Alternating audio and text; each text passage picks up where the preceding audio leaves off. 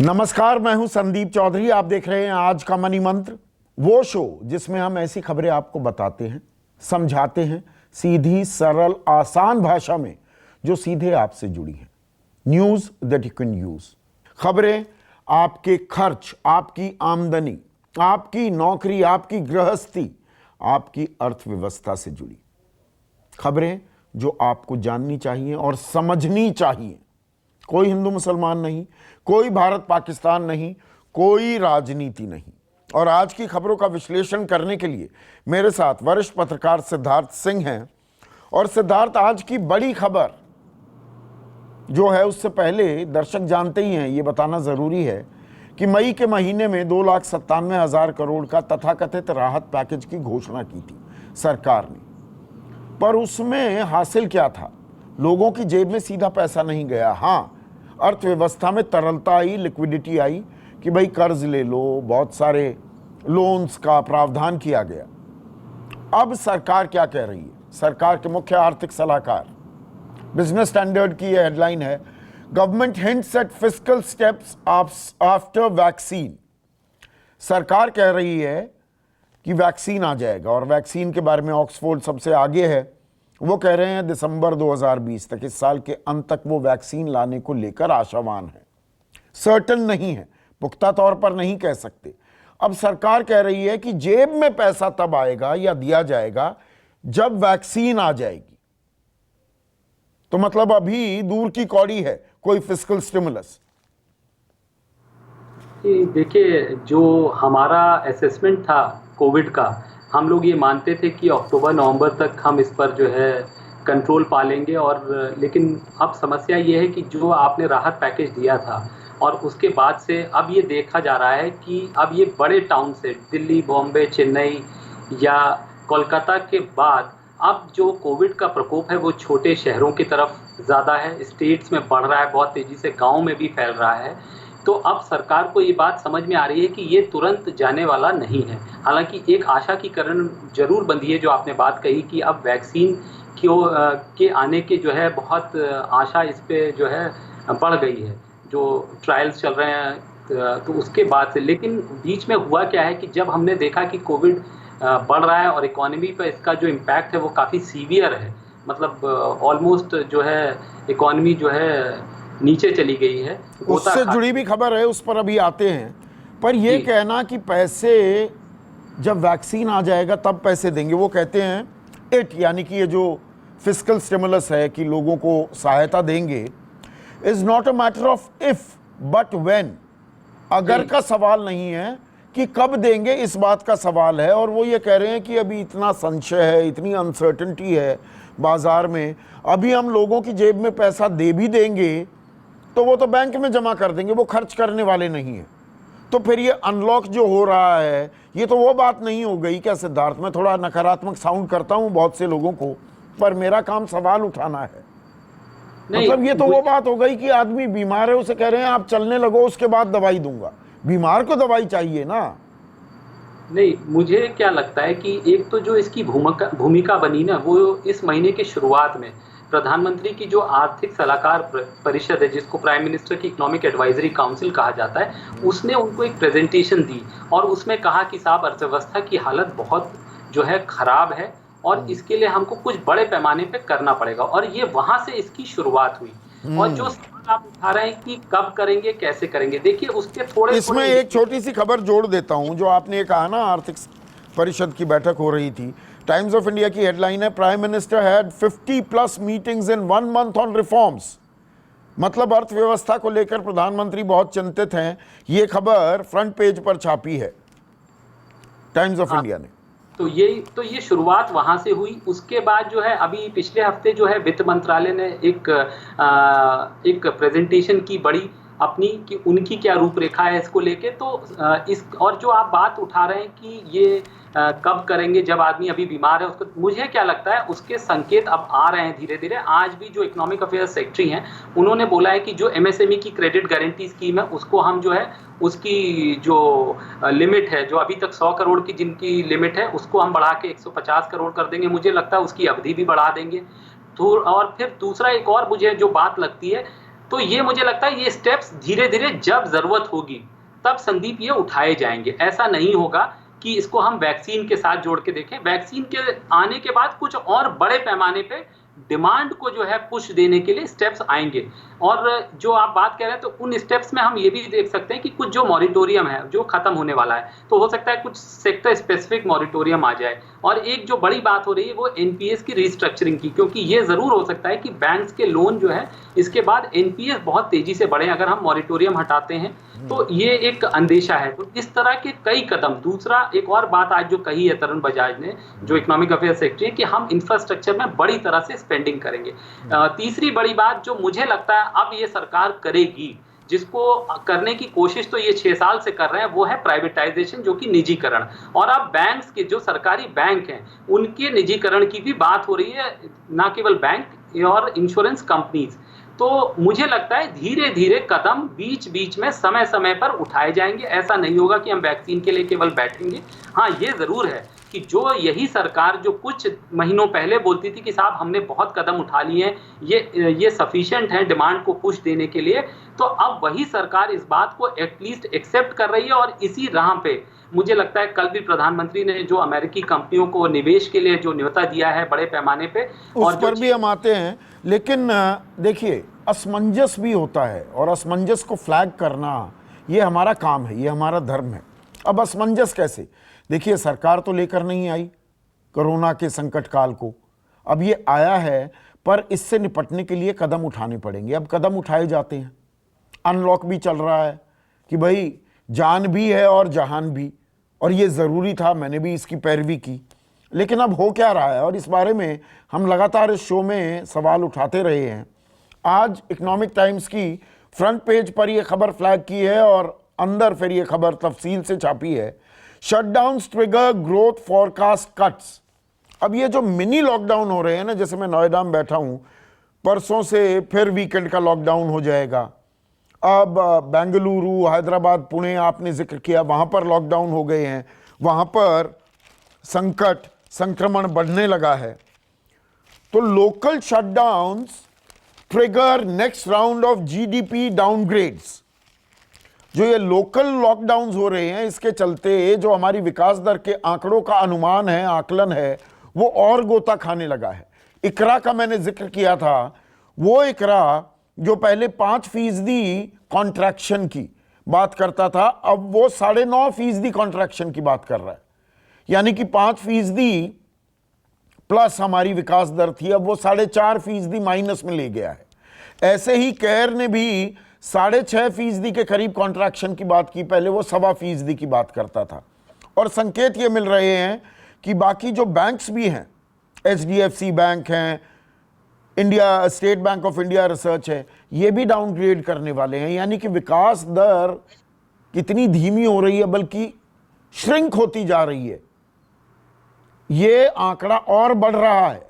अब सिद्धार्थ, देखिए, बहुत स्वाभाविक है, जो सप्लाई चेन्स हैं, मतलब सब छोटा, मतलब कोई भी जो हिंदुस्तान के डिफरेंट स्टेट्स हैं वहाँ पे जो है वो एक दूसरे से जुड़े हुए हैं। कहीं से कुछ आपको, कहीं से कोई सामान आता है, कहीं कुछ और मैन्युफैक्चरिंग हो रही है, कहीं से रॉ मटेरियल आता है।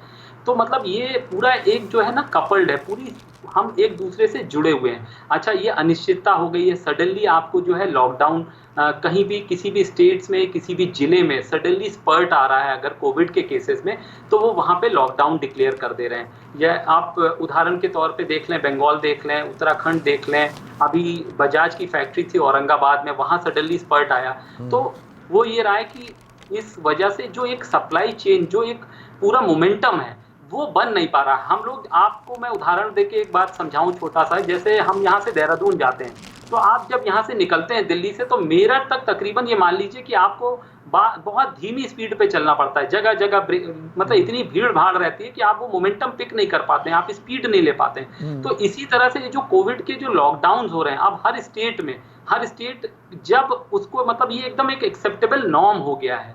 तो अब इसकी वजह से क्या हो रहा है कि जो मोमेंटम है, जो रॉ मटेरियल्स की सप्लाई है, या जो मैन्युफैक्चर गुड्स की सप्लाई है, या जो लेबर का मूवमेंट है, ये कंप्लीटली जो है ना इफेक्टेड है। और बिल्कुल इसमें जो है अनसर्टेनिटी है, अनिश्चितता है। तो इस और आपको ये पता नहीं है कि कब इस पे ब्रेक लग जाए। इसके साथ साथ अभी क्या हो रहा है कि ये जो मानसून बारिश हम देख रहे हैं, इसकी वजह से भी एक अनिश्चितता आ गई, कहीं पे बाढ़ आ गई है, बहुत ज्यादा बारिश का वो है।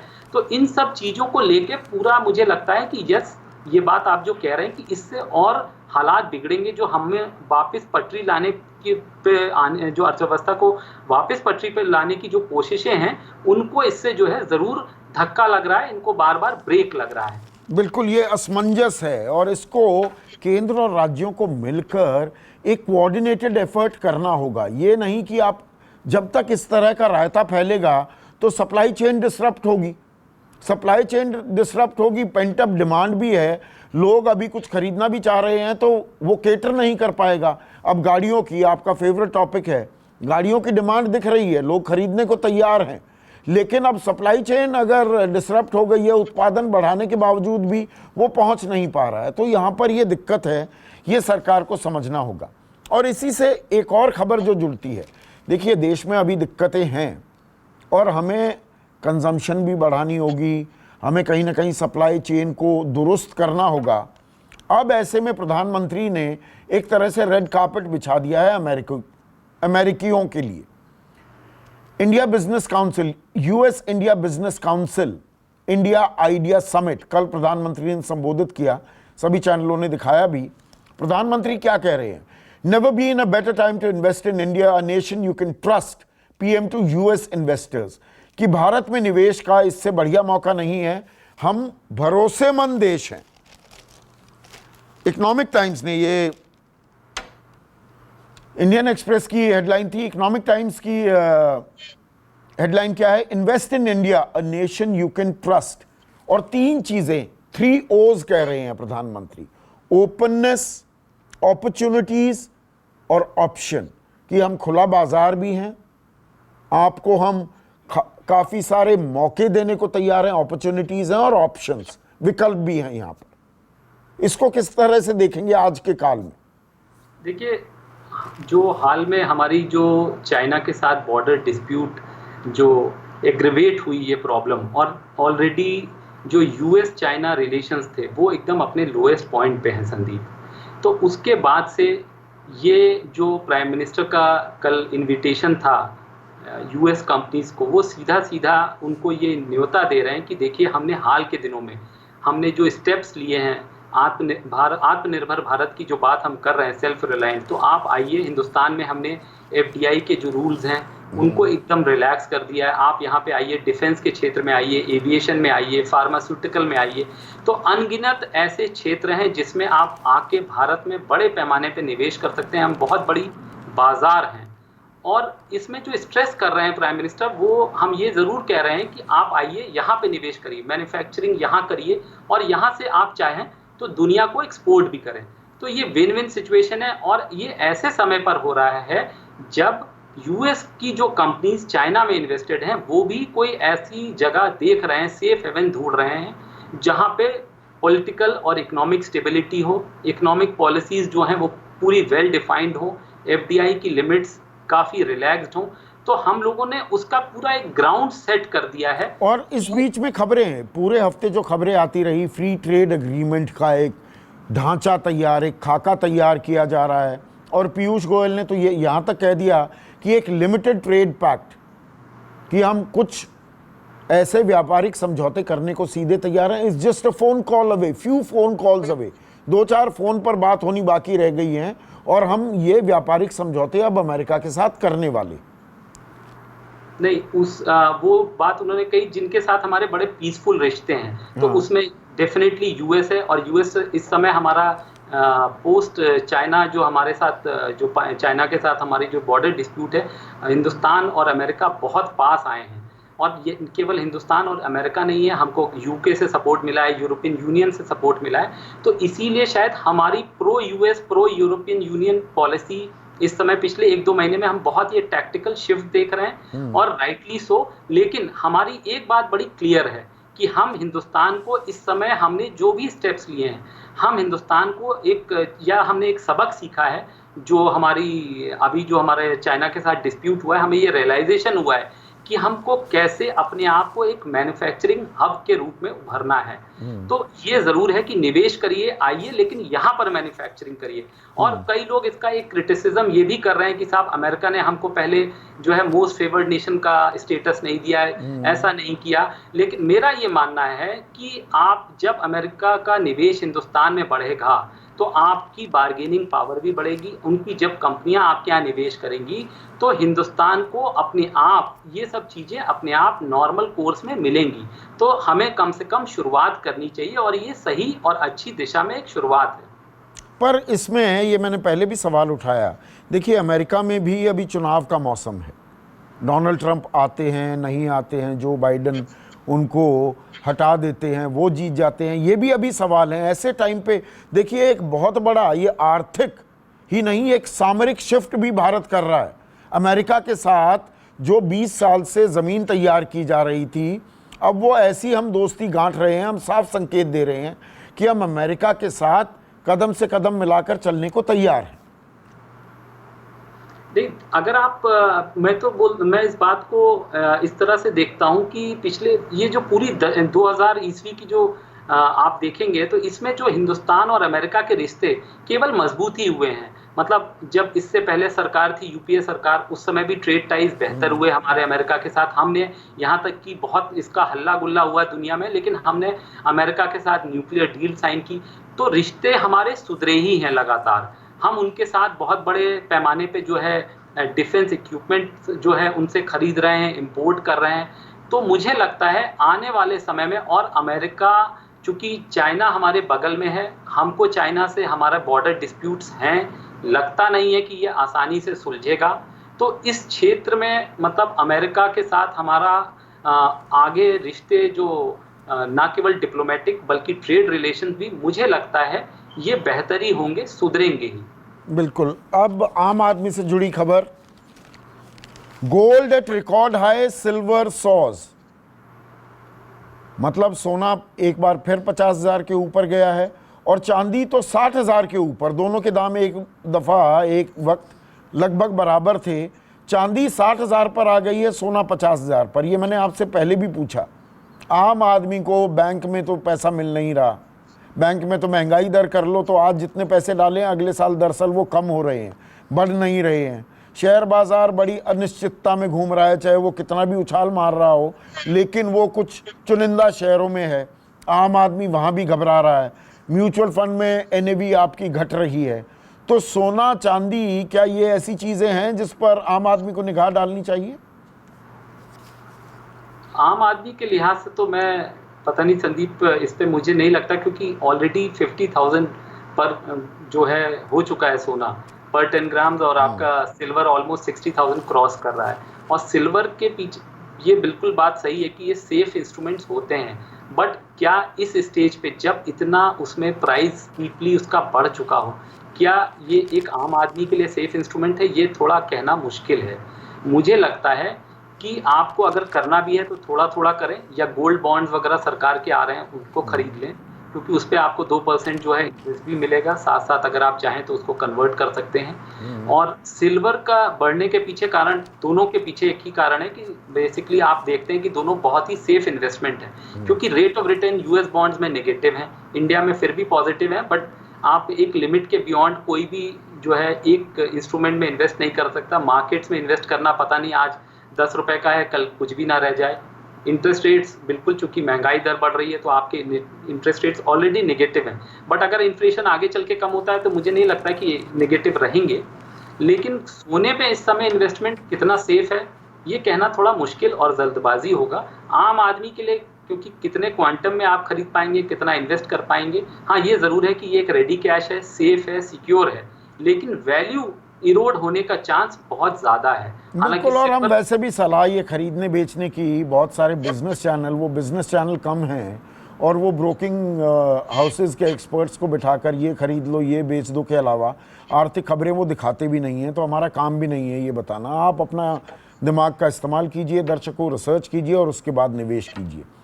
अब आज की आखिरी और सबसे अहम खबर, lockdown disastrous for JNK says report. ये टाइम्स ऑफ इंडिया की हेडलाइन है, फ्रंट पेज की। जम्मू कश्मीर के बारे में, और 5 अगस्त आने वाला है जब 370 हटाया गया और जम्मू कश्मीर को एक केंद्र शासित प्रदेश बनाया गया और कहा गया आज़ादी मिलेगी और विकास होने लगेगा वहाँ पर। जो भी नाइंसाफ़ी हुई है अब वो बराबर आ जाएगा देश के। लेकिन ये जो रिपोर्ट है ये forum of human rights in JNK है, ये दर्शकों को बताना ज़रूरी है। और इस फोरम के को चेयर कौन है? सुप्रीम कोर्ट के पूर्व जज जस्टिस मदन लोकुर और राधा कुमार, ये इंटरलोकेटर रह चुकी हैं जम्मू कश्मीर में। इनका कहना ये है कि ये 5 तारीख को जो 370 हटाया गया और उसके बाद वहाँ लॉकडाउन हुआ और उसके बाद अब ये कोरोना काल आ गया, तो वहाँ पर लाखों की तादाद में लोग बेरोज़गार हो गए हैं।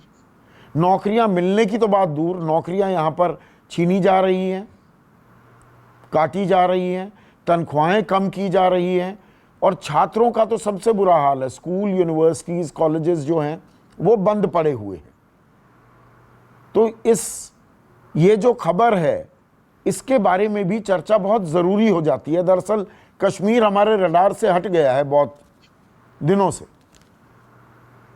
नहीं, देखिए, जब 370 हटाया गया शायद इसका एक बहुत बड़ा इंटेंट यही था कि हम वहाँ पे इकोनॉमिक डेवलपमेंट करेंगे, जो कि इतने सालों में जम्मू कश्मीर में नहीं हो रहा है या जम्मू कश्मीर महरूम रह गया है। उसको हम पूरे देश के अन्य भागों से जोड़ेंगे और वहाँ की जो इकोनॉमिक पोटेंशियल्स हैं, चाहे वो टूरिज़्म हो, चाहे वो जिस तरह का भी वहाँ का कारपेट का ट्रेड हो, तो उसको बढ़ावा देंगे हम। मुझे क्या लगता है कि ये एक टेम्परेरी ब्रेक है, क्योंकि एफर्ट सरकार के पूरे हैं। कुछ इंफ्रास्ट्रक्चर को सुधारने के लिए बेसिक एफर्ट्स सरकार ऑलरेडी कर रही है। ट्रेड और इंडस्ट्री और जहाँ तक एजुकेशन की हम लोग बात कर रहे हैं, तो ये तो इस समय पूरे हिंदुस्तान में, और हिंदुस्तान में ही क्यों, दुनिया में इसका बुरा हाल है। एजुकेशन तो सभी जगह बंद है। हाँ, ये ज़रूर है कि स्टूडेंट्स वहाँ पे, मुझे नहीं पता कितना ऑनलाइन क्लासेस हो पा रही हैं। नहीं, वहाँ तो 2G है, ऑनलाइन कितनी हो पाती हैं, डाउनलोड ही नहीं हो पा रहा है। आप कहीं हैं, बनिहाल आइए, श्रीनगर आइए, तब जाकर आपको बेसिक काम कर पाते हैं, रिसर्च कर पाते हैं। और जो वहाँ पे मतलब जिस तरह का माहौल है, कभी भी जो है आपके टेलीकम्युनिकेशंस की जो लाइंस हैं उनको काट दिया जाता है। तो ये ज़रूर है, उनके साथ एक, हमको लगता है हम लोगों से भी, जो नॉर्मल हिंदुस्तानी है उससे भी ज़्यादा डिसएडवांटेज पे हैं। बट मुझे लगता है आने वाले समय में हमको आशावान होना होगा और मुझे लगता है स्थिति सुधरेगी। बिल्कुल, पर ये सवाल उठाए जाने चाहिए। कश्मीर रडार से हट गया है, हम वहाँ की सूरत हाल जो है उसके बारे में कम ही बातें कर रहे हैं। आज की खबरों को आसान, सीधी सादी, सरल भाषा में समझाने के लिए सिद्धार्थ, आपका बहुत बहुत शुक्रिया। आज का मनी मंत्र में बस इतना ही। नमस्कार। नमस्कार, मैं हूं मानक गुप्ता। अगर आपको हमारा ये वीडियो पसंद आया हो तो इसे लाइक और शेयर जरूर करें, और हाँ, हमें सब्सक्राइब और फॉलो करना ना भूलें, ताकि आप देश और दुनिया की कोई खबर मिस ना करें। चाहे कोई ब्रेकिंग न्यूज हो या कोरोना वायरस से जुड़ी कोई भी अपडेट, पॉलिटिक्स हो या आपकी जेब से जुड़ी कोई खबर, इलेक्शन की कोई न्यूज हो, कोई कंट्रोवर्सी हो या फिर कोई वायरल वीडियो, सब कुछ मिलेगा News 24 पर। तो जुड़े रहिए हमारे साथ और देखते रहिए News 24।